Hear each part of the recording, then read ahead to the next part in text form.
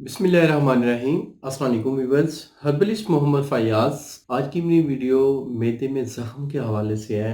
यानी कि किसी के मैदे में ज़ख़म हो गया है, हल्का सा स्टूल के साथ ब्लड आ रहा है, या वो रेडिश टाइप है, और कोई भी चीज़ खाते हैं तो मैदे में जलन होती है, तो इट्स मीन मैदे में कोई हल्का सा ज़ख़म हो चुका है।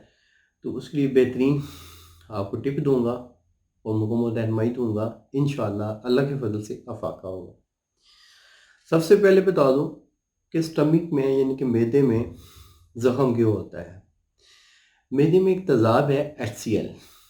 HCl तेज़ाब है जो खाने को हज़म करने में मदद देता है। जब HCl की ज़्यादती हो जाए, उस तेज़ाब की ज़्यादती हो जाए, ज़्यादती किस चीज़ों से होती है?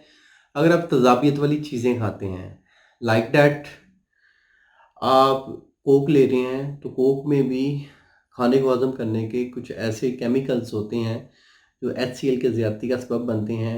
आप कोक हो गया, या कोई और एनर्जी ड्रिंक्स हो गई। इसके अलावा आप कोई अचार वगैरह इस्तेमाल कर रहे हैं, कोई खट्टी चीज़ खा रहे हैं, ठीक है, खटास मैदे में किसी भी किस्म की जा रही है, तो आपके मैदे को डिस्ट्रॉय कर सकती है, ज़ख़म पैदा कर सकती है। अल्लाह ना करे अगर आपके मैदे में ज़ख़म हो गया है तो परेशान ना हो, कोई एलोपैथिक मेडिसिन ना यूज़ करें। ये छोटा सा टिप है, इसको आज़मा लें, घरेलू टोटका है। इंशाअल्लाह मैदे का जो ज़ख़म है वो ठीक हो जाएगा। आप कुछ भी खाएंगे तो आपको मैदे में दर्द नहीं होगी, एहसास नहीं होगा, और वो कुछ दिनों तक मैदे का ज़ख़म ठीक हो जाएगा इंशाअल्लाह।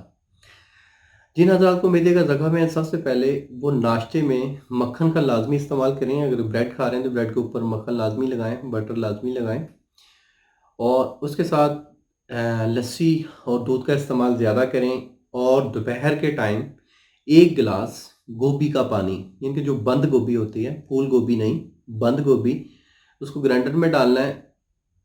मतलब कि एक फूल डाल दें, उसमें थोड़ा सा पानी ऐड करें तो वो सारा एक्सट्रैक्ट पानी में आ जाएगा, वो जूस बन जाएगा। वो जूस आप पिएँ। अगर आप ये जूस 1 महीना, कम से कम 1 महीना यूज़ कर लेते हैं, तो आपका मैदे को ऐसी ताकत मिलेगी, आपका मैदा इतना हशाश होगा कि आप खुद हैरान हो जाएंगे इसके रिज़ल्ट से। आप इस नुस्खे को लाज़मी ट्राई करें, इंशाअल्लाह अफ़ाका होगा। जिन लोगों को अफ़ाका हो, फ़ायदा हो, वो कमेंट्स में अपनी राय का इज़हार ज़रूर करें ताकि दूसरे लोगों को भी पता चले। उम्मीद करता हूँ मेरी इस वीडियो को आप लोगों ने पसंद किया होगा। आपको कोई और पेचीदा मसला है, पोशीदा अमराज में मुब्तला हैं, आप मेरे व्हाट्सएप पे तफसील के साथ मैसेज करें, आपको as soon as possible reply दिया जाएगा। अल्लाह आपका हामी और नासिर हो। शुक्रिया, जज़ाकल्लाह, अल्लाह हाफ़िज़।